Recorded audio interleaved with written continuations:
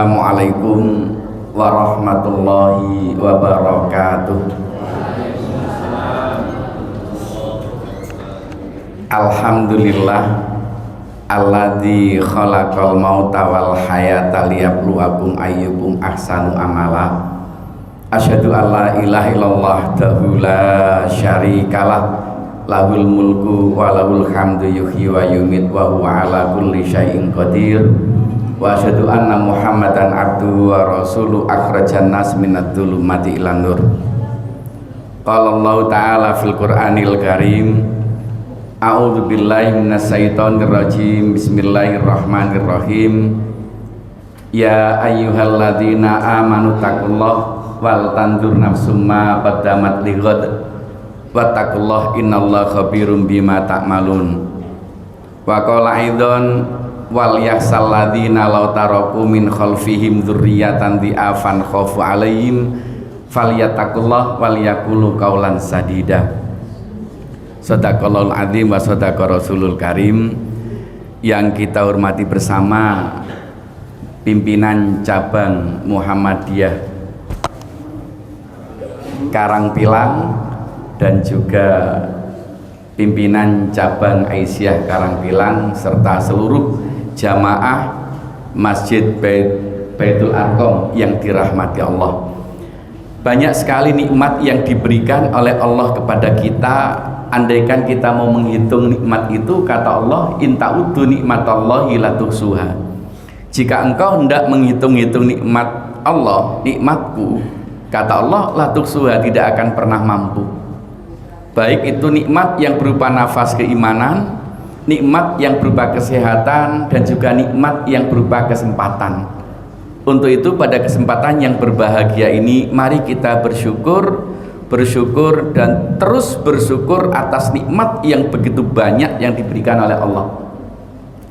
Salawat serta salam mudah-mudahan tetap terlimpah kepada junjungan Nabi besar Muhammad sallallahu alaihi wasallam yang telah menunjukkan pada kita jalan yang benar, yakni dinul Islam. Bapak-bapak, ibu-ibu yang dirahmati Allah, pada kesempatan ini ada satu tema yang sengaja memang kami ingin sharing, ingin berbagi, terutama untuk diri saya sendiri. Saya pernah bertanya kepada ibu, saya tanya, pertanyaannya sangat sederhana, Bu, selain melahirkan, itu apa yang membuat sakit dari orang tua? Ternyata orang tua itu hanya bilang merasa dibentak sama anak. Jadi ketika orang tua yang melahirkan, karena kalau melahirkan hal yang biasa, meskipun susah, meskipun sakit, meskipun payah, tetapi itu kodrat manusia dan itu betul-betul bangga, senang ketika kita punya anak. Tetapi ketika anak itu dilahirkan dan ternyata anak itu berani bentak orang tua, maka itu yang membuat orang tua jauh lebih sakit dibanding dengan ketika orang tua itu melahirkan. Betul nggak, Bu? Ini makanya tadi adik yang sudah membaca surat Al-Isra, Masya Allah luar biasa. Jangan berkata ah kepada orang tua, ah saja nggak boleh, apalagi lebih dari ah. Jangan kemudian berpikir, kan yang nggak boleh itu ah Pak, kalau bentak kan nggak apa-apa, tapi ahnya yang nggak boleh. Ah itu standar paling rendah. Jadi ah itu standar ketika disuruh, nah tolong dibelikan, ah saya masih, ah saya itu aja nggak boleh. Apalagi kemudian mengutarakan kata-kata yang jauh lebih menyakitkan dibanding kata ah. Ini persoalan yang sangat sederhana, tetapi ini yang kita jumpai. Allah sudah membuat sebuah standar. Lalu kita melihat lagi kisah yang kemarin baru diperbincangkan, rame-rame kita lakukan. Dengan Idul Adha kita menyontoh yang namanya Nabiullah Ibrahim alaihissalam. Nabi Ibrahim itu bapak tauhid, bapaknya para nabi yang senantiasa memurnikan ajaran Allah. Bahkan setiap kali kita sholat yang kita sebut dua rasul, Nabi Muhammad dan keluarganya Ibrahim. Dua itu apa dibalik dari keluarga Ibrahim itu? Kalau saya baca yang ada di tayangan ini, surat An-Nisa ayat 9. Wal yaksal ladzina law taraku min khalfihim dzurriyyatan di'afan khafu alaihim falyattaqullah wal yaqulu qaulan sadida. Hendaklah kita semuanya takut ketika meninggalkan generasi yang lemah. Nah, itu disuruh takut oleh Allah. Kita harus takut ketika meninggalkan generasi yang lemah. Maka kata Allah ada dua kata kunci, falyattaqullah wal yaqulu qaulan sadida. Bertakwa kepada Allah, takut kepada Allah, wal yaqulu qaulan sadida, dan ucapkan kata-kata yang tepat. Dua hal tidak bisa dipisahkan, antara takwa dan komunikasi, dua hal yang teramat penting buat kita semuanya sebagai orang tua, agar anak-anak kita tidak mengatakan tidak membantah. Nah, kalau kita lihat sebuah sejarah kisah Nabi Ibrahim alaihissalam, apa yang terjadi? Jadi bapak peneliti, kalau saya katakan itu penelitian ilmiah itu dilakukan oleh Nabi Ibrahim alaihissalam yang luar biasa. Karena beliau itu lahir di saat Raja Namrud, raja yang zalim, ketika punya anak laki-laki harus dibunuh, maka oleh ibunya dibawa ke pengasingan di dalam goa di hutan. Maka dia tidak tahu bagaimana keadaan yang ada di luar, karena hidupnya selama itu ada di dalam goa. Hanya ibunya, orang tuanya yang keluar masuk untuk mencari makan, tapi anak laki-lakinya sembunyikan di dalam gua.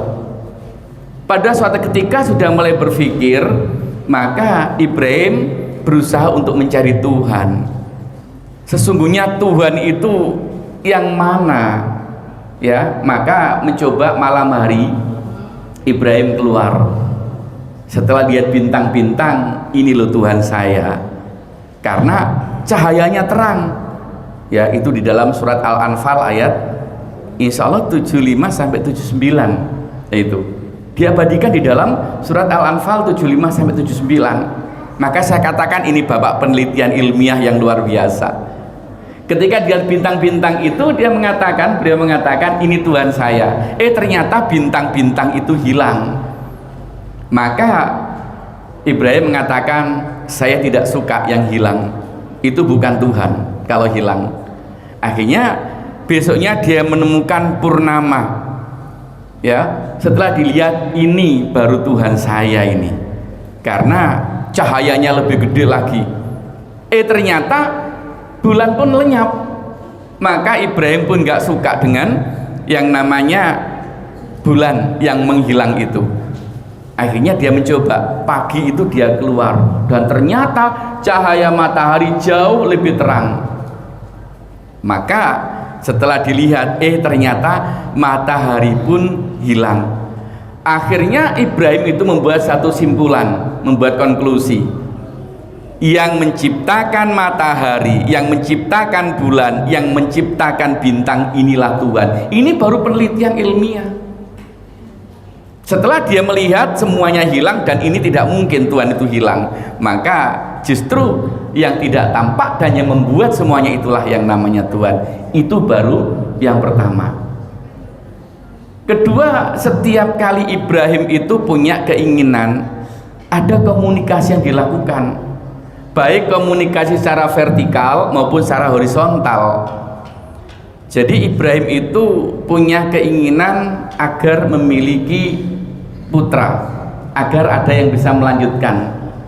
Oleh Allah, doa Ibrahim yang setiap saat dilakukan kemudian dikabulkan. Apa doanya? Robbi habli minas solihin, Robbi habli minas solihin, As-Saffat ayat 100. Itu selalu dibaca setiap saat, menginginkan punya putra yang soleh. Itu yang diinginkan oleh Ibrahim.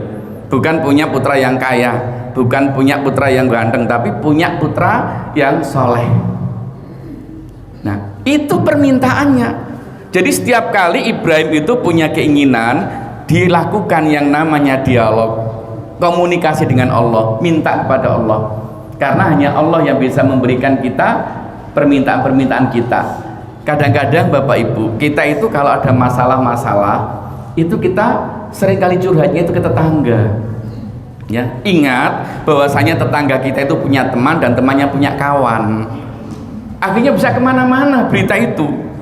Makanya hati-hati kalau kita mengeluhkan persoalan-persoalan internal kita, tentang anak kita, tentang keluarga kita ke tetangga. Hindari. Mintalah kepada Allah, karena Allah pasti akan memberi. Kata Allah, wa idza sa'alaka ibadi anni fa inni qarib ujibu da'watad da'i idza da'ani falyastajibuli wal yu'minu bila alahum yarsudun. Muhammad, kalau ada hambaku bertanya tentang aku dekat, dan aku pasti akan mengabulkan hambaku yang mau berdoa padaku, asalkan dua syarat yang harus kita miliki. Yakin, kita yakin kalau minta kepada Allah, yakin bahwasanya Allah akan mengabulkan. Yang kedua, kita laksanakan perintah Allah. Ketika dua hal ini kita lakukan, insya Allah semua persoalan itu akan selesai. Tadi saya membaca di dalam mukadimah surat Al-Hasr ayat 18. Ini ayat yang indah sekali. Kenapa saya katakan indah sekali? Dibuka dengan takwa, ditutup dengan takwa. Baru ayat ini yang saya lihat dibuka dan ditutup dengan kata takwa. Ya ayyuhalladzina amanu taqullah, wahai orang-orang yang beriman, ittaqullah, takutlah kepada Allah. Nah, ini pertama disuruh untuk bertakwa. Kalau kita mengatakan beriman kepada Allah, maka kunci yang pertama takwa kepada Allah. Wal tandur nafsum ma qaddamat lighad, perhatikan apa yang akan terjadi esok. Kita disuruh untuk merancang bagaimana dengan keluarga saya nanti, bagaimana dengan anak saya nanti, bagaimana dengan lingkungan sekitar kita, bagaimana perkembangan Muhammadiyah. Ini disuruh wal tandur nafsum ma qaddamat lighad. Perhatikan apa yang akan kita hadapi besok, yang akan kita jumpai besok. Maka kita disuruh untuk merancang sebuah program yang baik. Wattaqullah. Nah, ditutup lagi dengan kalimat takwa lagi. Wattaqullah, dan bertakwalah kepada Allah. Innallaha khabirum bima ta'malun. Sesungguhnya Allah tahu apa yang kita kerjakan. Yang zahir, yang kita rahasiakan, Allah tahu semuanya. Untuk itu kita wajib untuk bertakwa kepada Allah. Ada pertanyaan, apa sih manfaatnya bertakwa kepada Allah? Kata Allah, wa may yattaqillaha yaj'al lahu makhraja wa yarzuqhu min haitsu la yahtasib. Kalau kita takut kepada Allah, maka semua persoalan yang kita hadapi dimudahkan oleh Allah, dan kita diberikan rizki oleh Allah dari sumber yang kita tidak tahu. Banyak sekali nikmat rizki, termasuk kesehatan yang diberikan oleh Allah pada kita. Hanya saja kita karena sesuatu yang biasa kurang bersyukur. Orang bersyukur itu ketika mendapatkan ujian, keluar dari ujian baru syukurnya tinggi. Tapi kalau datar-datar saja biasanya syukurnya rendah. Maka kalau kita diuji oleh Allah, sebenarnya diingatkan, nanti kalau sudah keluar dari persoalan itu, maka akan muncul rasa syukur itu.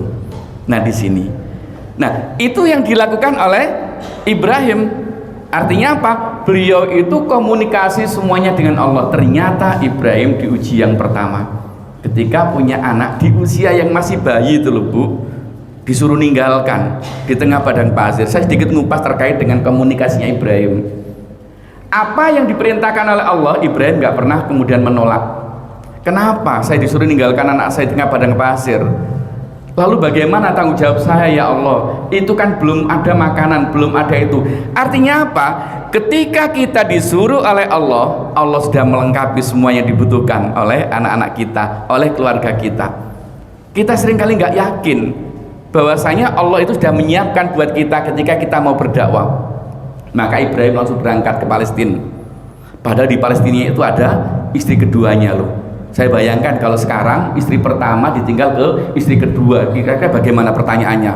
Pak mau ke Sarah ya? Nah, itu pertanyaan kan begitu. Tapi Hajar nggak pernah bertanya itu. Ibrahim, ini perintah Allah. Iya, kalau perintah Allah dia berangkat. Kenapa begitu yakin Hajar terhadap Ibrahim? Karena Ibrahim nggak pernah bohong. Beda kalau yang banyak laki-laki yang suka berbohong, biasanya ibu-ibu yang kemudian banyak pikiran macam-macam. Nah ini, padahal ke istri keduanya, ke tempatnya Sarah di Palestina. Tapi apa yang terjadi ketika Sarah Hajar itu yakin ketika itu tugasnya dari Allah, maka yakin ini nanti akan diberi. Apa yang terjadi? Tidak ada apa-apa. Ismail kelaparan, Ismail kehausan, lari ke sana kemari, ternyata dari kakinya Ismail keluar Zam-Zam. Masya Allah, ini sungguh luar biasa. Allah memberikan rizki tidak selalu dari orang tua, Bu, tapi kita hanya berusaha berdoa, komunikasikan diri kepada Allah, maka insya Allah Allah akan memberikan. Kalau kita nggak komunikasi, nggak diberi. Nggak minta kepada Allah, nggak diberi. Yang kita nggak minta, kadang-kadang kita sudah merasa sombong karena kekayaan kita, nggak pernah minta kepada Allah. Itu salah satu komunikasi vertikal yang kita lakukan kepada Allah. Itu baru bicara komunikasi vertikal. Ternyata ada satu lagi komunikasi yang luar biasa. Anaknya yang sudah usia sanggup, dalam mimpi As-Saffat ayat 102 disuruh nyembelih itu loh. Kalau sekarang kemudian ada seorang ayah mimpi disuruh nyembelih anaknya, terus bilang ke anaknya, kira-kira apa yang terjadi anaknya itu? Lari atau bantah? Tapi apa yang dilakukan oleh Ismail? Nak, tadi malam bapak bermimpi untuk menyembelih kamu. Ini diabadikan dalam surat As-Saffat ayat 102. Bagaimana menurut pendapatmu, Nak? Apa kata Ismail? Dia tidak pernah mengatakan, bener Taya, nggak bahaya Taya. Nggak pernah Ismail itu mengatakan seperti itu. Tapi Ismail langsung menjawab, ayah, lakukan. Dan insya Allah engkau akan menemukan aku sebagai golongan orang yang sabar. Masya Allah. Lihat anak seperti itu, nggak pernah bantah, nggak pernah itu. Itu karena apa? Karena orang tuanya, dua-duanya itu kedekatannya, komunikasinya dengan Allah nyambung. Ibrahim yang sebenarnya punya hak otoritas, punya apa ya? Kalau semaunya itu mau dilakukan tuh nggak ada masalah. Tapi Ibrahim tidak kemudian melakukan sewenang-wenang. Dikomunikasikan dengan anaknya. Apapun yang dilakukan, dia tidak kemudian sewenang-wenang sebagai seorang ayah yang sudah mendapatkan perintah dari Allah, tetapi dikomunikasikan. Ini yang sungguh luar biasa. Untuk itulah apapun yang kita lakukan, ketika komunikasi kita jalan dengan Allah secara vertikal, maka secara horizontal insya Allah komunikasi dengan sesama akan baik. Nah, ketika bicara terkait dengan komunikasi secara horizontal, maka ada dua komunikasi yang perlu kita lakukan. Maka karena sekarang bicara tentang komunikasi sehat, ini pernah saya sampaikan di Suara Muslim 2 kali pertemuan. Komunikasi sehat antara orang tua dengan anak. Ada kata-kata yang membuat anak kita bermasalah, ada kata-kata yang membuat anak kita semakin teguh. Untuk itu kami akan mencoba untuk menguraikan terkait dengan masalah itu. Kita lihat di sini zaman sudah berbeda, Bapak Ibu. Anak-anak kalau dipanggil itu biasanya lebih konsentrasi ke HP. Tidak hanya anak, ibu juga begitu kok. Saya kemarin itu mendengarkan di Suara Surabaya, ada ibu dari Kalimantan membawa anak di Surabaya dan ternyata anaknya ditinggal. Sampai di Suara Surabaya sampaikan, ini anaknya siapa, barangkali ada yang tahu, karena itu rombongan dari Kalimantan, dari Samarinda.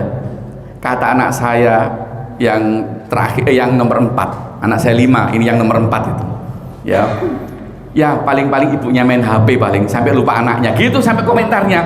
Ya Allah, jadi ini sudah menjadi sesuatu yang bukan rahasia lagi, sampai lupa pada anaknya loh. Dia membawa anaknya, ditinggal sama rombongan, dan anaknya sudah kehilangan mana ibu, mana, karena anaknya baru ke kamar mandi.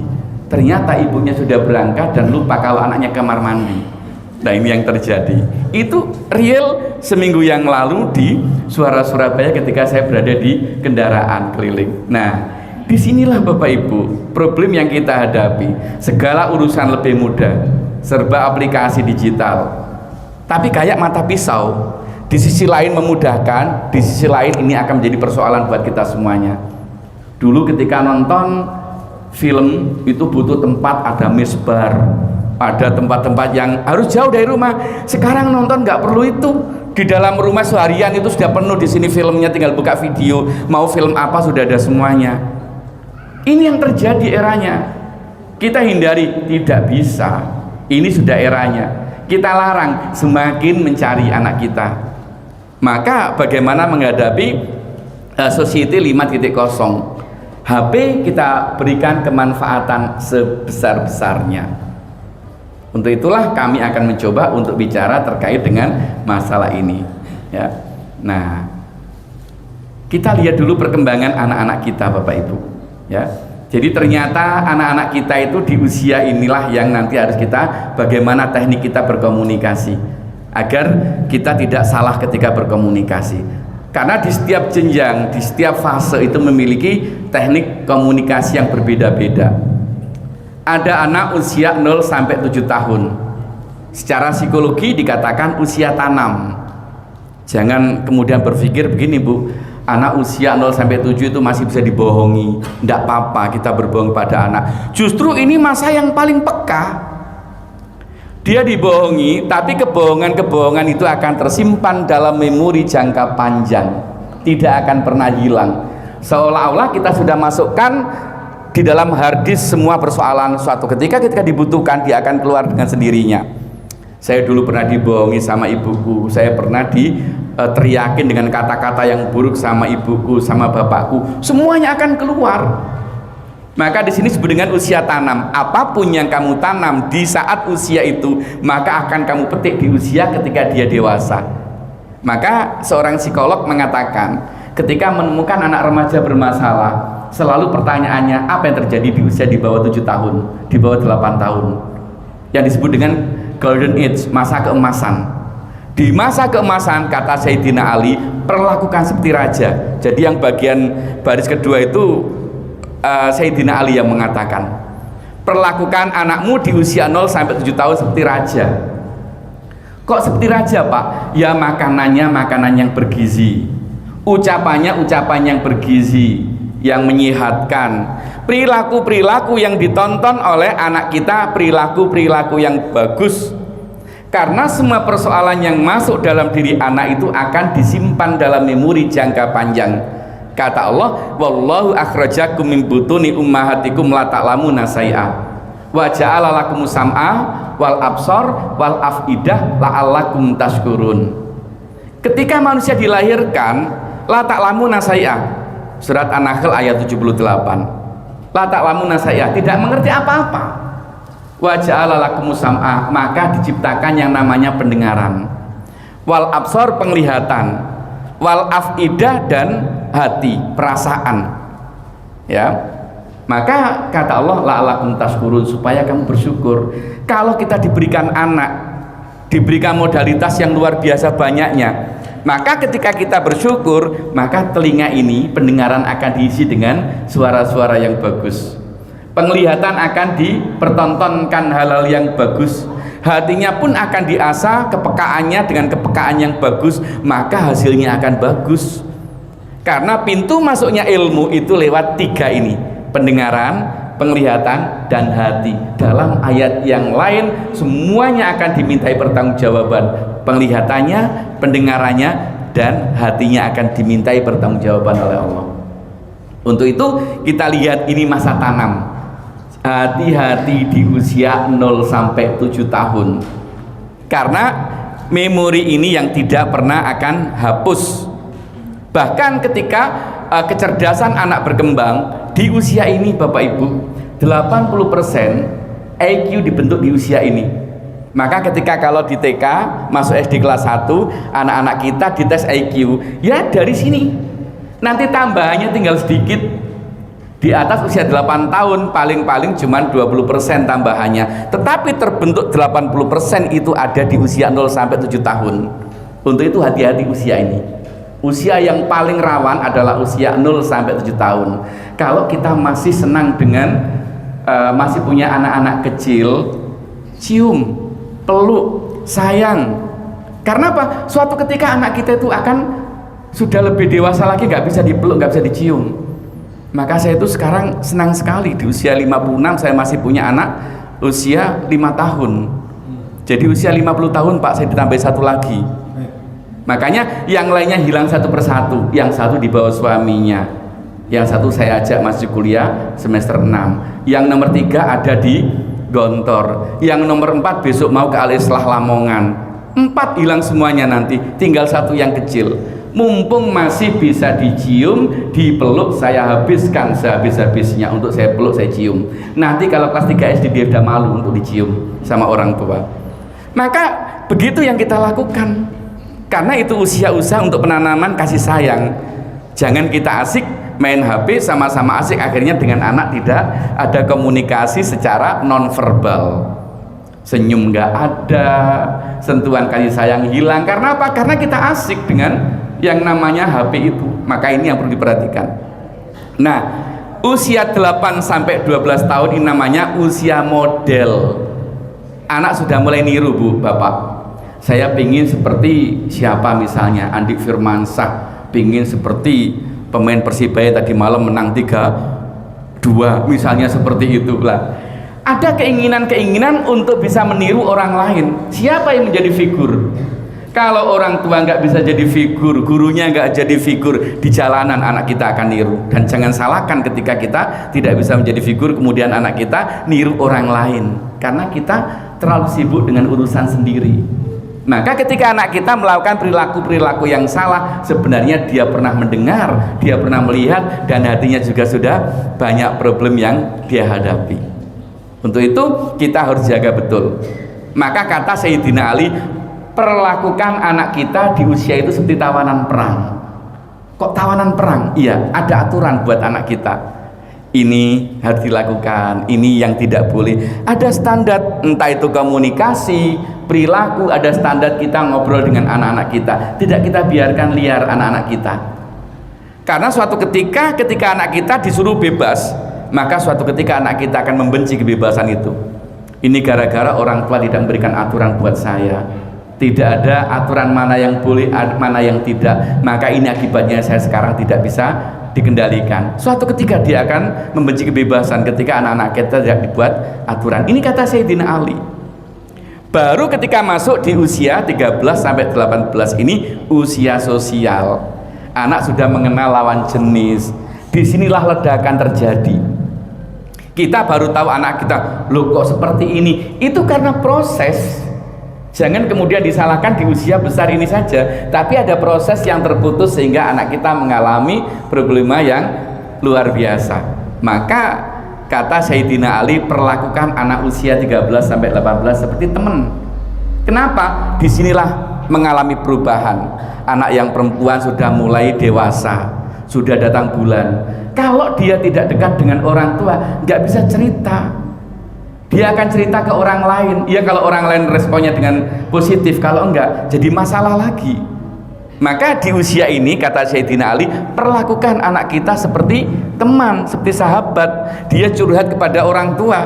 Anak laki-laki ya dengan bapaknya dia curhat karena sudah mulai mimpi. Anak usia sudah menginjak itu. Apa yang dia lakukan? Bagaimana cara bersuci? Kalau itu kita dekat dengan anak, maka kita ajari. Nah, cara bersuci begini. Nah, ini yang dilakukan. Nah, ketika anak kita tidak dekat, gak bisa bercerita, dia malu. Malu cerita sama ibu, malu cerita sama ayah, karena kita gak dekat. Untuk itu, ini problem yang akan terjadi pada diri anak kita. Untuk itulah ada teknik komunikasi yang kita berikan kepada anak kita di fase yang berbeda itu. Kalau anak usia 0-7 itu banyak cerita, kisah-kisah. Jelang tidur ada kisah, nggak bisa diajak diskusi, masih diceritain. Tapi cerita-cerita itu akan masuk, terinstall dalam diri anak. Suatu ketika saya pernah diceritain bapak saya, diceritain ibu saya, itu semuanya tersimpan, Bu. Jangan dikira itu kemudian hilang. Enggak, semuanya itu masuk dalam diri anak kita. Begitu masuk di usia 8-12 tahun, maka sudah mulai pikiran logika. Kamu nggak boleh ini karena, kamu nggak boleh karena. Jadi jangan ada kata begini, menurut teori psikolog Pak, nggak boleh mengatakan jangan. Saya bilang jangan itu perlu kita lakukan, karena di dalam Al-Quran setiap kali larangan menggunakan kata la. Wala takullahu ma'uf, jangan kamu katakan kepada orang tua. La taqrabuz zina, jangan berbuat zina. Tetapi itu ada logika yang kita berikan ke anak-anak kita, karena anak ada mengenal logika. Kenapa kok nggak boleh ini? Kenapa kok begini? Kenapa kok begitu? Nah, itu yang perlu untuk ditanamkan ke anak kita di usia 8 sampai 12, karena ini proses anak kita belajar ilmiah di usia ini. Baru ketika kita masuk usia 13 sampai 18, kita sudah bicara, komunikasinya adalah diskusi dengan anak. Nah, kalau dulu kami itu bangunnya itu pagi, kenapa kok sekarang agak siang? Dia baru tahu. Oh, karena ini. Tapi bukan dibandingkan. Nak, kamu kok tidak seperti temanmu? Nah, itu yang tidak diperkenankan. Jangan kita coba banding-bandingkan anak kita dengan orang lain. Ojo dibanding-bandingke, kata Farel. Ya. Karena apa? Kalau ada perbandingan itu artinya akan jadi masalah. Bahkan musuh antara adik dan kakak tuh, permusuhan tuh sepele kadang-kadang, hanya dibandingkan oleh orang tua. Nak, kamu gak seperti kakakmu sih. Nak, kamu gak seperti adikmu sih. Itu gak bicara tentang isi perbandingannya, tapi gara-gara adik, gara-gara kakak, maka itu sudah mulai benturan. Hati-hati kalau kita membandingkan anak kita. Kita gak suka kan dibanding-bandingkan? Gak ada yang suka. Saya bayangkan kalau misalnya nanti saya pulang cerita ke istri saya, Bu, saya tadi melihat ada ibu tadi pakai jilbab hijau muda seperti yang saya belikan tuh loh, Bu. Tapi ibu tadi waktu pakai kelihatan cantik, anggun. Tapi kalau ibu kok biasa-biasa saja ya kalau pakai. Saya mau bertanya, bagaimana perasaan ibu digitukan? Emosi. Nah, kalau kita merasakan emosi ketika dibandingkan, maka jangan bandingkan anak kita dengan anak orang lain. Nah, temenmu itu nilainya 9, kamu bolak-balik kok 67. Untung anaknya nggak bantah. Kalau bantah jadi masalah. Ibu tahu nggak? Itu anaknya dosen ITS dapat 9 terus. Kalau ibu nikah dengan dosen mesti dapat 9, malah disuruh seperti itu. Karena perbandingan kita yang salah. Jangan dengan orang lain. Bandingkan dulu dengan sekarang. Itu teknik komunikasinya. Kalau kita bandingkan dia dengan orang lain, maka kita akan dibandingkan oleh anak kita juga. Untuk itu hindari hal-hal yang seperti ini. Ini diskusi. Oke, baik, saya lanjutkan. Komunikasi. Nah, ini langsung masuk pada materi komunikasi. Di dalam Al-Quran itu minimal ada 9 yang ingin saya sampaikan. Karena kalau nanti saya uraikan panjang, ini waktunya sampai siang. Ya, ini komunikasi secara verbal, secara bahasa, ini langsung. Sebenarnya sih komunikasi yang paling efektif yang non verbal itu dengan senyum. Pagi-pagi coba lihat wajah kita di cermin, kita itu senyum atau lagi cemberut. Itu akan mempengaruhi isi rumah, Bu. Betul. Jadi kalau sering saya katakan, orang bahagia itu tercermin dari senyum atau tidak. Jangan nunggu bahagia kita tersenyum, tapi tersenyumlah kita akan bahagia, karena senyum itu akan mengeluarkan yang namanya hormon endorfin. Hormon kebahagiaan itu akan dikeluarkan oleh orang yang rajin tersenyum. Pernah lihat gaya bicaranya Pak Soeharto? Butin itu kalau bicara nggak pernah kemudian mukanya ditekuk, selalu tersenyum dimanapun dia berada, sehingga teknik komunikasinya enak. Sekarang kalau lihat yang baru-baru ini semuanya pada gampang emosi. Tapi kalau Pak Harto dulu itu kalau bicara pasti senyum, dikritik senyum. Jadi selalu ada senyuman-senyuman yang diberikan. Karena senyum itu akan mengeluarkan yang namanya hormon endorfin. Hormon kebahagiaan akan dikeluarkan oleh orang yang rajin tersenyum. Bangun tidur sudah bangun sendiri, yang lainnya belum bangun. Kerja tapi dengan emosi, kira-kira berat enggak? Berat. Tapi kalau sudah ngerjakan tugas kemudian ikhlas, ya Allah saya ikhlas melaksanakan tugas dengan bahagia, bangunkan suaminya, bangunkan anaknya tetap dengan senyuman-senyuman, maka insya Allah rumah tangga dalam keluarga selalu ada kebahagiaan yang diawali dari senyum itu sendiri. Nah, maka di sini yang pertama adalah qaulan sadida, ucapkan kata-kata yang tepat. Tepat bahasanya dan tepat waktunya. Waktunya kapan? Kadang-kadang kita itu melihat anak kita lagi bermain, lagi senang-senang. Ketika kita ganggu, kira-kira anak kita agak sedikit merasa terganggu enggak? Ya terganggu. Maka kita lihat kadang-kadang kita kan sering mengatakan sebentar saya mau ngajak anak saya jalan-jalan biar dia bahagia, padahal anak kita nggak butuh bahagia jalan-jalan seperti itu. Yang butuh itu orang tuanya malah yang seringkali untuk jalan-jalannya ini. Anak kita saat mainan lagi bersenang-senang, saat itu bahagia, jangan diganggu dulu saat dia lagi bahagia, karena nggak bayar loh bahagia yang seperti itu. Nah, kita yang kadang-kadang karena nggak tepat ketika kita memberikan tugas, memberikan tanggung jawab di saat dia lagi bahagia dengan temannya, kemudian kita berikan tugas yang saat itu dia merasa tersinggung atau mungkin waktunya nggak tepat, apalagi dengan pilihan kata yang juga sambil bentak, yang insya Allah ini akan mengganggu pikiran anak-anak kita. Ini Allah yang ingatkan, bukan saya. Qaulan sadida, ucapkan dengan kata-kata yang tepat. Di situ sudah ada pilihannya. Ini saya pakai standar, Bu, komunikasi di sekolah. Jadi di sekolah itu kami panggil yang namanya CS, saya panggil yang namanya satpam, semua guru. Ini yang boleh diucapkan oleh guru atau satpam, CS, dan ini yang nggak boleh. Kalau sampai mengucapkan kata-kata ini akan saya tegur atau saya berikan SP, surat peringatan. Nah itu. Artinya apa? Ini bukan persoalan yang remeh tentang komunikasi. Takwa dan komunikasi dua hal yang tidak bisa dipisahkan. Kalau kita sampai membiarkan komunikasi buruk pada anak-anak kita, maka kita berarti meracuni dengan kata-kata itu lewat pendengarannya. Maka di sini yang perlu kami sampaikan, mana yang boleh, mana yang tidak. Jika nanti ini materi mau diambil atau mau diminta, silahkan nanti bisa dikembangkan di sini. Oke. Saya singkat-singkat saja, nggak usah penjelasan yang terlalu panjang. Yang kedua, ya, ucapan yang berkesan. Nah ini yang sering kali terjadi dalam Al-Quran, qaulan baligha. Semuanya diatur di dalam Al-Quran, Bu, tentang komunikasi. Jadi bukan persoalan yang sepele masalah komunikasi ini. Semua ditata begitu indahnya, ya. Maka di sini ada sebuah kata bijak, kata-kata ibarat paku yang ditancapkan di pohon, walaupun sudah dicabut bekasnya masih tersisa. Gak bisa kata-kata itu kemudian dilupakan. Kalau kita mendengar kata-kata orang yang menyakiti kita loh baru lihat mukanya, ini yang pernah mengatakan gitu sama saya. Saya masih ingat ketika yang namanya siapa, Golden Wish itu, Mario Teguh, itu kan kata gurunya, beliau dikatakan begini, Mario, kamu nggak bakalan sukses jadi orang, karena dia itu waktu masih SMP matematikanya juga nggak bagus, bahasa Inggrisnya nggak bagus, dan gurunya itu sok bagus. Akhirnya kata-kata itu keluar, mengatakan sampai dianggap bahwasanya Mario Teguh nggak bakalan jadi orang sukses. Apa yang dikatakan ketika beliau launching buku saya di Jatim Expo, pulang dia cerita, saya itu dikata-katain sama guru saya, tapi ketika saya pulang, saya sudah pakai Mercy. Guru saya mengatakan seperti itu dulu masih pakai Vespa. Enak nggak kira-kira bahasa itu? Ya Allah.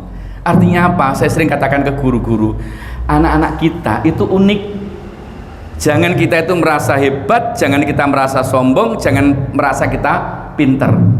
Tetapi didiklah anak kita dengan hati. Ada sebuah kata mutiara, apa yang dari hati akan sampai ke hati anak-anak kita. Maka guru-guru kita dulu ketika di pondok itu bukan guru-guru yang hebat, tetapi guru-guru yang ngajarnya itu dari hati, sehingga anak-anaknya bisa menerima ilmu itu dari hati sampai ke hati.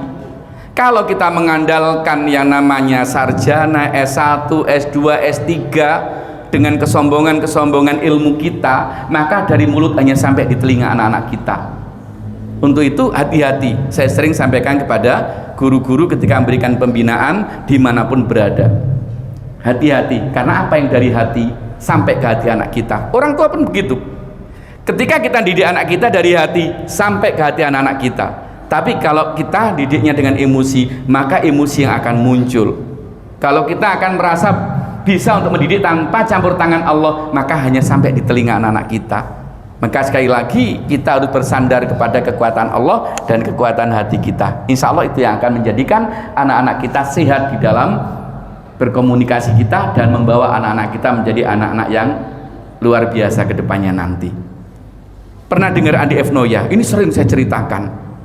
Dia sampai sekarang belum punya sarjana S1, Bu. Kapan hari ketika saya bersama beliau di Hotel Platinum Kalimantan. Beliau mengatakan kalau ada anak yang gagal itu bukan semata-mata karena anaknya yang gagal, belum menemukan guru yang pas, belum menemukan guru yang cocok. Artinya apa? Artinya guru itu harus tahu tentang karakter anak. Andi F. Noya itu dulu pernah ikut lomba siswa berprestasi kelas 4 Bu, Bapak. Dia pinter tapi broken. Sejak kecil dia tidak tahu bapaknya. Ibunya seorang penjahit. Kok tahu sebegitu detail, Pak? Iya, saya kalau melihat ada orang sukses, saya cari jejaknya. Saya buka buku Ki Corner 1. Oh, ini kisahnya Andi F. Noya. Lalu apa? Ternyata Qalam Baligho yang membuat dia menjadi seperti itu. Dia punya seorang guru yang hebat, namanya Bu Ana. Bu Ana ini bimbing Andi F. Noya, kemudian ngikutkan lomba. Andi, kamu nanti ikut lomba ya nak ya, lomba siswa prestasi. Kata Andi, Bu, saya kan jarang masuk. Yang lainnya saja. Andi, nanti ibu setiap sore akan datang ke rumah kamu untuk memberikan persiapan materi. Setiap sore datang ke rumahnya Andi F. Noya. Ketika lomba, Andi F. Noya ternyata kalah, juara dari belakang. Bagi seorang anak dipercaya apa yang terjadi? Dia malu. Kalau nyampaikan ke teman-temannya, Alandi, kamu jarang masuk aja kok. Nah, tapi Bu Ananya yang luar biasa dengan mengucapkan kata-kata yang berkesan. Qalam Baligho. Saat Andi F. Noya menyampaikan ke Bu Ana, mohon maaf, saya tidak jadi juara sebagaimana harapan ibu. Apa kata Bu Ana? Andi, kamu tidak gagal nak.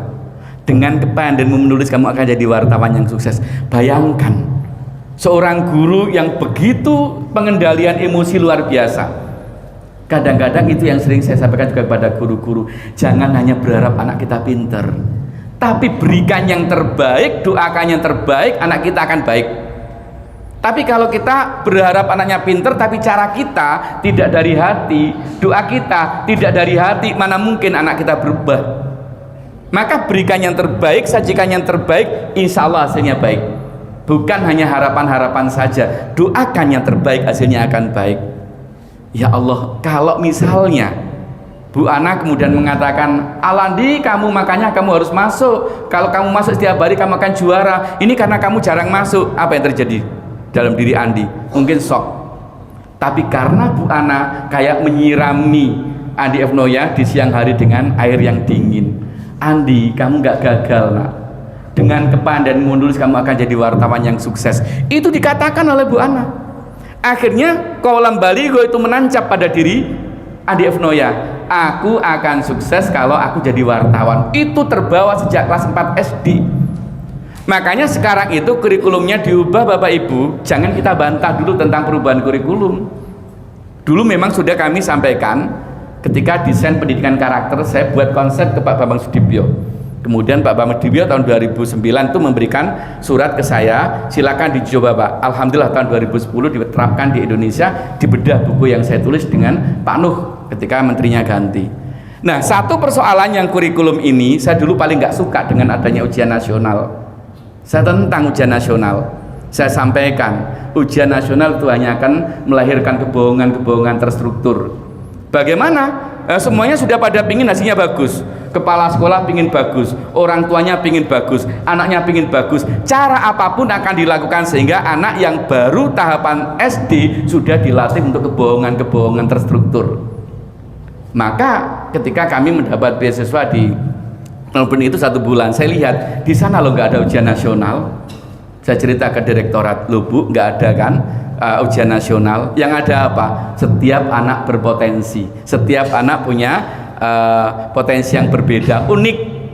Baru sekarang diterapkan kurikulum merdeka. Artinya apa? Kurikulum merdeka ini mulai dari merdeka potensi, merdeka prosesnya, sampai produknya nanti itu berbeda-beda. Tidak semuanya anak seperti pabrik panci yang ukurannya sama, ya, kemudian juga di desain yang sama, nggak bisa. Anak itu unik.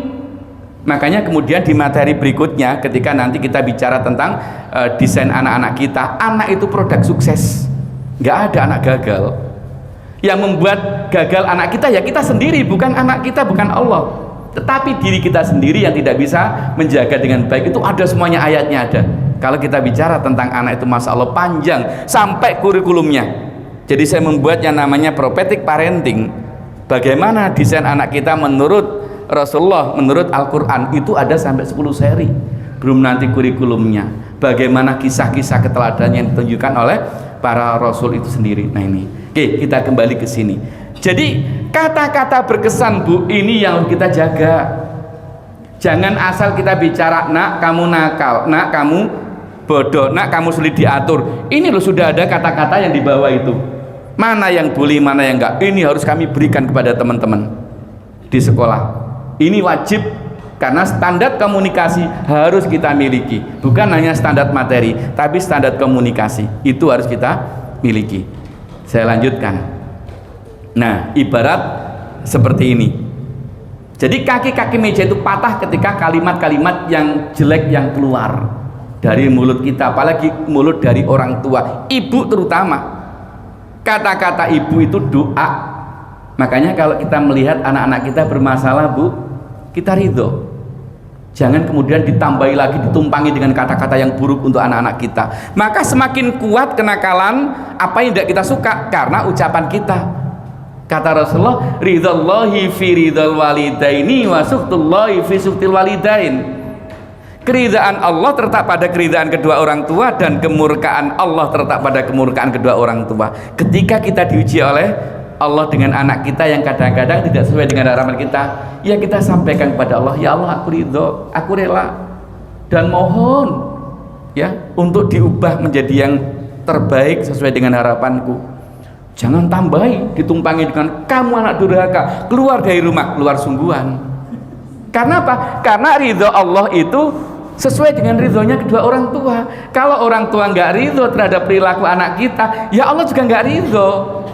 Kalau kita ridho terhadap perilaku anak kita, maka Allah akan ridho dan Allah akan membenahi, asalkan kita minta. Yang tadi saya katakan, wa idza sa'alaka ibadi anni fa inni qarib ujibu da'watad da'i idza da'ani falyastajibu li wal yu'minu bila alam yarsudun. Masya Allah, Quran itu lengkap kalau kita mau kaji terkait dengan anak. Oke, saya lanjutkan.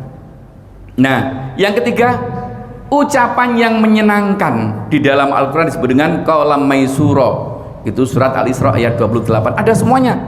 Saya tunjukkan suratnya, dan saya nggak usah baca panjang-panjang. Nanti kalau panjang dua kali baca sudah habis nanti waktunya. Intinya sudah tahu, itu buka surat Al-Isra ayat 28. Sebaik-baik perkataan itu adalah sedikit tetapi dapat memberikan kejelasan. Jadi kadang-kadang kita Bu ya, karena saya masih ingat sendiri pada anak sendiri yang saya contohkan. Suatu ketika diminta, anak saya yang pertama diminta oleh teman-teman mu'alimin mu'alimat yang lagi mengadakan reuni. Anak saya pulang, anak saya yang pertama itu qori, yang kedua itu seneng nyanyi ya, sampai apa itu mengeluarkan album dengan The Bagindas itu yang nomor 2. Tapi yang pertama itu qori, disuruh untuk baca Quran. Dia bilang sama ibunya, enggak Bu, saya malu, saya takut. Yang namanya ibu kalau nasihati kadang-kadang lebih dari apa yang dibutuhkan oleh anak. Ujung-ujungnya gegeran. Itu biasanya begitu. Tapi bukan ibu-ibu yang di sini ya, yang di rumah itu loh. Jadi saya datang dari sekolahan, dilapori sama istri saya. Iki loh ya, anaknya nggak mau apa? Disuruh baca Quran untuk teman-teman di mu'alimin mu'alimat. Waktu itu di gedung dakwah. Dan anak saya kan karena lulusan Gontor atau masih di Gontor. Dia nggak mau karena merasa bukan alumninya, malu dan takut. Saya hanya mengatakan beberapa kata saja. Saya panggil, nak coba sini, kenapa kamu nggak mau? Malu ya, takut. Kalau kamu nggak bisa nak, ayah nggak apa-apa, rela kalau kamu tidak melakukan sesuatu. Tapi ayah nggak rela kalau alasanmu yang salah ya. Ketika kamu bisa dan kamu mengatakan malu dan takut, kemudian ayah membiarkan, ya sudah kalau gitu kamu nggak usah tampil. Selamanya alasan ini akan kamu pakai dan selamanya kamu tidak berbuat apa-apa. Sudah, saya tinggal. Saya berangkat karena sama Pokari, saya ditugasi ke Semamda, SMA Muhammadiyah 2. Saya telepon dari Semamda, Bu sudah berangkat? Iya berangkat. Cuman itu diskusinya. Hanya dibutuhkan kalimat-kalimat yang dia berpikir, bukan panjang kali lebar akhirnya gegeran, bukan itu. Makanya sebenarnya ada kata-kata, kalau saya membuat sebuah buku yang kemarin baru saya launching di 2 Mei itu pembelajaran model kue lapis. Salah satunya ada yang menghambat seseorang tidak bergerak. Selain kata-kata itu ada beberapa kata-kata yang lain. Maka ini saya bilang, hindari kata-kata ini. Kalau kamu ingin terus bergerak. Tapi kalau kamu masih memelihara kata-kata ini dalam dirimu, maka kamu tidak akan pernah bergerak apapun. Itu. Saya lanjut, ini terkait dengan menyenangkan.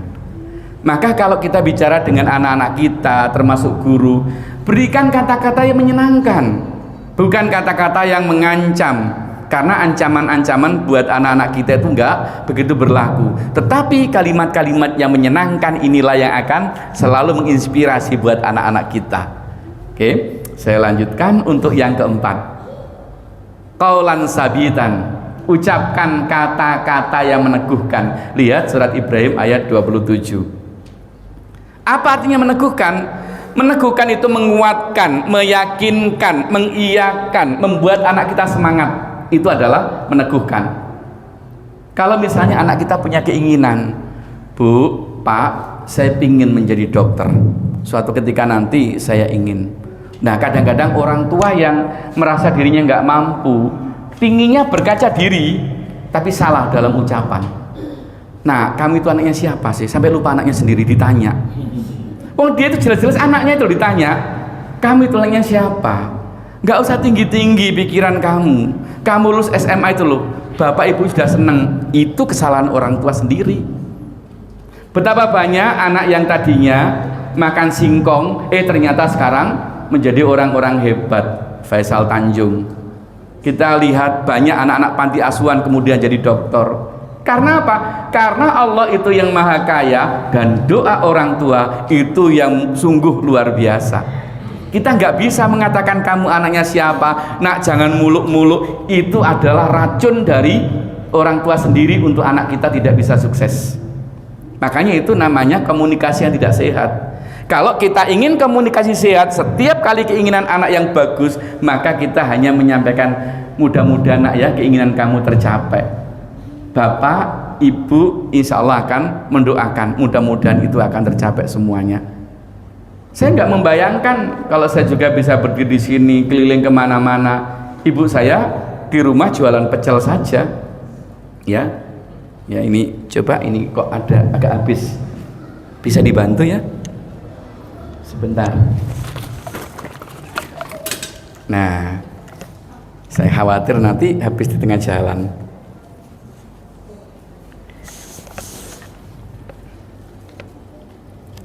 Nah, kembali di sini. Jadi ibu saya ya jualan pecel, saya adiknya Bu Soifa Wiyung, ya.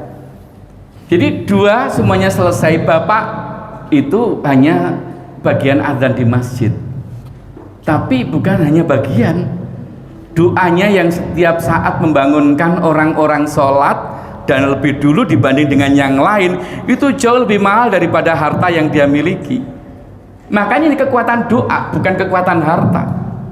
Maka semua anaknya, meskipun orang tuanya tidak membiayai secara harta, tapi doanya jauh lebih mahal dibanding dengan harta yang dia miliki. Belum tentu kalau kita punya harta yang melimpah kemudian anaknya bisa itu. Karena komunikasi, karena ada hal-hal yang disampaikan baik secara vertikal maupun secara horizontal. Doanya, komunikasinya orang tua dengan Allah begitu kuat dan dengan anak begitu baik, maka insya Allah ini akan menjadikan anak-anak kita sukses. Itu kata kunci yang perlu untuk kita sampaikan. Maka sekali lagi, kalau ada anak kita punya keinginan yang bagus, jangan sampai kita melihat diri kita merasa lemah, maka berikan motivasi yang kuat. Anakku, insya Allah kamu akan berhasil sesuai dengan kamu harapkan. Bapak Ibu akan berdoa. Ingat Bapak Ibu, kalau nyekolahkan anak itu banyak malu karena banyak pinjem. Saya masih ingat ketika di pondok dulu jarang saya bisa nerima rapot pertama kali. Pasti yang lainnya sudah terima, saya itu belakangan. Itu di pondok dulu. Tapi apa yang terjadi ketika melihat saya nggak bisa ngambil rapot, ibu biasanya langsung jual yang dia miliki. Ada yang namanya bebek, ada yang namanya ayam di belakang dijual semuanya, masih kurang pinjem lagi. Tidak pernah ada kata-kata sudah nak nggak usah sekolah, sekolah itu mahal, udah gini aja cukup. Nggak ada kata-kata itu sampai sekarang saya lihat. Maka berhati-hatilah dengan komunikasi. Setiap kita komunikasi ke anak kita harus dipertimbangkan, apakah komunikasi ini bisa melukai, apakah komunikasi ini membuat anak kita terhambat. Itu kita pikirkan, jangan emosi yang dikedepankan, tapi kita tata kira-kira apa yang baik untuk anak-anak kita. Saya lanjut, ini masih ada beberapa. Nah, ini nggak usah. Yang kelima, ucapan keselamatan. Kata Allah, qalu salama. Al-Furqan 63. Ya, jadi kalau kita lagi punya masalah dengan anak-anak atau anak-anak punya masalah dengan kita, tetap jaga komunikasi ini. Qalu salama. Tetap ucapkan kalimat-kalimat yang menyelamatkan. Jangan sampai kalimat-kalimat itu mencelakai anak kita. Doa-doa yang buruk itu akan masuk dalam diri anak, dan itu yang akan berakibat buruk juga buat anak kita. Maka kita tahan. Saya lagi emosi, diem, jangan mengutarakan kata apapun. Saya dulu pernah menjadi kepala sekolah 12 tahun di Muhammadiyah, dan TU SMP bilang, saya nggak pernah lihat bapak marah. Bu, kalau jenengan lihat saya marah, itu berarti saya tidak keluar dari tempat duduk. Saat itulah saya lagi marah. Karena kalau saya keluar, saya bicara, kadang-kadang orang yang lagi emosi itu mungkin karena gurunya agak sering terlambat atau apa, itu saya nggak negur di saat itu. Karena apa? Orang itu kalau lagi marah itu kadang-kadang isi kebun binatang keluar. Karena orang emosi nggak terkendali, maka duduk dulu, santai dulu, dan jangan bicara apapun. Tenangkan. Kalau udah tenang, maka kita lagi ngobrol dengan santai. Di saat kita nggak lagi emosi. Orang lagi emosi itu jelek. Kalau ngomong juga mukanya agak melotot, yang keluar dari suaranya itu juga jelek. Karena apa? Karena itu produk dari hati. Kalau hati kita lagi sakit, hati kita lagi nggak enak, jangan melakukan sesuatu, karena itu akan berakibat buruk. Kata Rasulullah, ala inna fil jasadi mudghah, idza sholahat sholahal jasadu kulluh, wa idza fasadat fasadal jasadu kulluh, ala wa yal qalb. Di dalam tubuh kita itu ada segumpal daging. Jika segumpal daging itu bagus, maka bagus semuanya. Jika buruk, maka buruk semuanya. Ala wa yal qalb, tahu itu hati. Maka ketika hati kita lagi nggak bagus, jangan berkata, karena kata-kata kita produk hati. Jangan bertindak, karena tindakan kita produk hati. Maka luruskan ketika hati kita bagus, baru kita melakukan sesuatu, karena semuanya produk hati. Perilaku, sikap, ucapan itu produk hati semuanya. Oke, baik, saya lanjutkan yang keenam. Ucapan yang lemah lembut, qaulal layyinah. Jadi kalau kita bicara dengan anak-anak kita, sebisanya tidak usah pakai bentak-bentak, karena orang yang bentak itu sama dengan mematikan hati anak-anak sendiri. Ada satu penelitian bahwasanya di Kepulauan Salomon itu kalau lagi menebang pohon itu besar sekali dan dia nggak bisa, maka rame-rame naik pohon itu kemudian dimaki-maki pohon itu. Saya baca di internet ada budaya begitu, dalam hitungan 30 hari 40 hari rontok mati. Ya karena ucapan-ucapan yang buruk, dan ternyata itu diteliti. Ya di situ kan Allah sedang ingatkan, waqsid fi masyika waghdud min sautik inna angkarul aswati la sautul hamir. Jangan teriak, ya, karena apa? Teriak itu seperti suara keledai. Orang yang teriak sama anak, suami sama istri, istri sama suami, memang secara zahir berdekatan, tapi hatinya ada gap, ada masalah yang besar di dalam hati. Maka di sini ada sebuah contoh penelitian. Seorang peneliti, Dr. Masaru Emoto, itu membuat sebuah buku. Saya baca bukunya ini, makanya kemudian saya ambil gambarnya. Ini penelitian. Kalau Allah sudah mengingatkan di dalam Al-Quran, diteliti sama orang Jepang, dan ternyata apa? Ini ketika ada kata-kata yang buruk terlontar, dia teliti ada sebuah air, satu air ini diberi doa, diberikan kata-kata pujian, diberikan kata-kata yang manis. Satunya ini air diteriakin, dimarah-marahin, kemudian dimasukkan dalam sebuah freezer. Setelah di dalam freezer kemudian diambil gambarnya, difoto. Ini hasilnya. Ketika kalimat-kalimat itu, suara-suara itu buruk, maka bentuknya seperti ini. Ini buku penelitian, bukan asal-asalan. Lah bentuknya seperti ini. Tapi ketika kalimat-kalimat itu bagus, kayak liontin ketika difoto air itu, subhanallah, ini bukti kebesaran Allah. Jadi Quran itu semuanya benar, tapi kita nggak pernah neliti. Sementara orang barat neliti tentang persoalan-persoalan itu, kita baca aja kadang-kadang nggak ngerti, tapi mereka sampai pada penelitian. Nah, ini bentuk-bentuk ketika orang-orang itu sudah melihat hasilnya. Nih, kamu cantik, terima kasih, kamu tolol, nggak bahagia. Ini bentuk airnya ketika dikristalkan dan difoto. Ini pembuktian. Makanya betapa pentingnya kita mengutarakan, mengucapkan kata-kata yang bagus. Oke, saya lanjutkan. Tinggal 3 ucapan yang santun, qaulan ma'rufa. Hai istri Nabi, tidaklah kamu seperti wanita lain jika kamu patuh. Karena itu maka janganlah kamu tunduk dalam pembicaraan, sehingga berkeinginan orang yang ada penyakit dalam hatinya berbuat serong padamu, dan berkatalah dengan perkataan yang santun. Ternyata perilaku-perilaku buruk itu dimulai dari ucapan.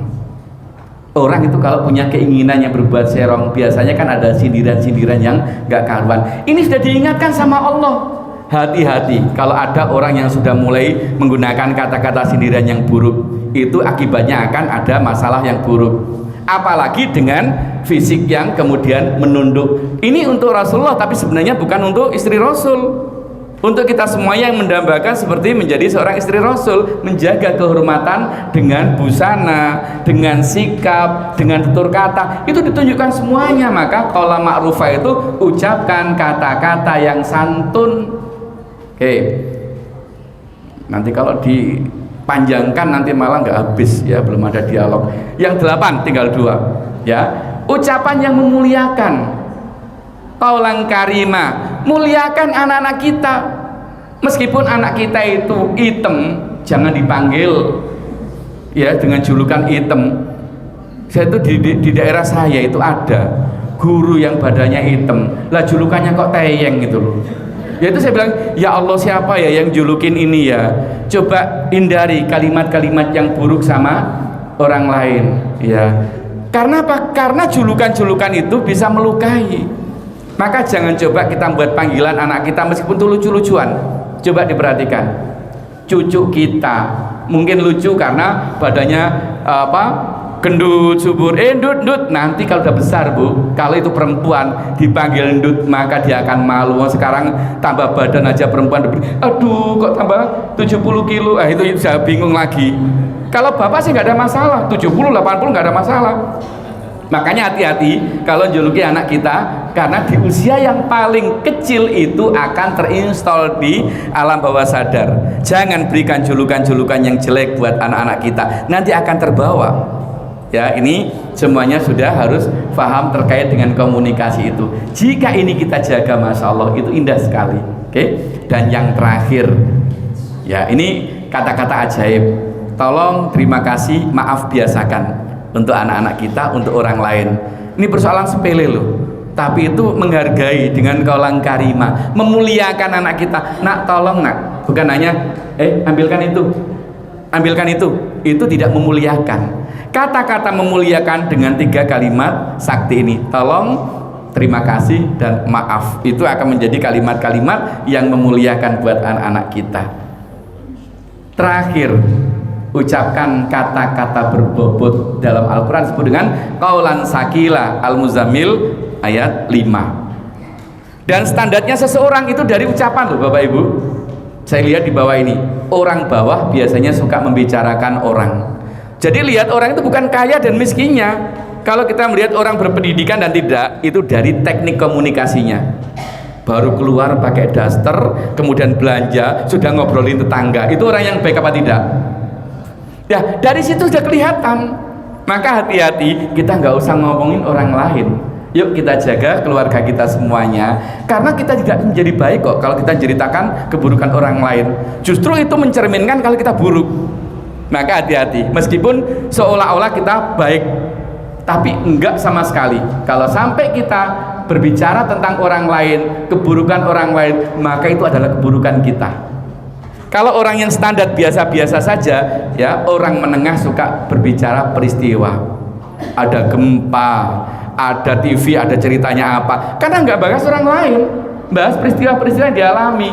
Tetapi sebaik-baik kita adalah yang berbicara tentang masa depan, tentang visi, tentang gagasan. Bagaimana ya nanti anak kita ya, itu selalu dibicarakan. Bagaimana ya keluarganya, nggak usah ngurusin orang lain. Insya Allah kalau itu kita lakukan, kita akan aman-aman saja. Maka saya sering kalau setiap pagi itu ngirim di HP saya, kapan tadi saya sampaikan, jangan memaksa orang lain untuk berpikir positif terhadap kita. Nggak bisa orang lain disuruh untuk berpikir pada kita, saya loh orang baik, saya loh orang hebat. Nggak perlu, itu nggak penting. Tapi usahakan, wajibkan diri kita selalu berpikir positif terhadap orang lain, maka kita akan menjadi orang yang tenang. Gak usah lihat keburukan orang, gak usah mencari-cari kesalahan orang. Kalau itu kita lakukan, ya kita tenang. Kalau orang lain gak perlu kita paksa bahwasanya kita orang baik, itu urusan orang lain. Ya, kalau itu kita lakukan, masa lalu kita akan menjadi orang tenang. Kita digunjing orang pun kita hanya senyum. Saya kalau di sekolah tanya, Bapak tahu orang yang suka dan yang tidak suka? Saya tahu. Karena apa? Karena semua yang diutarakan, semua sikap dilakukan itu adalah produk hati. Jadi hati itu akan diwakili oleh ucapan, hati akan diwakili oleh sikap, hati akan diwakili oleh perilaku. Dan kita tahu hatinya seperti apa itu dari situ. Lalu sikap Bapak seperti apa? Kita tanya, loh ya biasa-biasa saja lah. Dan kita tidak menganggap bahwa dia itu berbuat buruk pada kita, akan berubah dengan sendirinya. Gak usah kita lawan yang buruk dengan keburukan, kita berikan yang terbaik, maka insya Allah kita akan mendapat yang terbaik. Saya kira Bapak Ibu itu yang dapat kami sampaikan untuk pertemuan ini. Mudah-mudahan bermanfaat dan mungkin kalau ada pertanyaan, barangkali ada 2 pertanyaan supaya tidak terlalu siang nanti. Suatu ketika nanti kita akan bicara terkait dengan anak produk sukses. Kalau ada anak gagal, itu jangan salahkan Allah, tapi kita yang perlu untuk evaluasi diri, kenapa anak kita gagal itu. Oke, demikian kurang lebihnya mohon maaf. Billahi taufik hidayah. Assalamualaikum warahmatullahi wabarakatuh.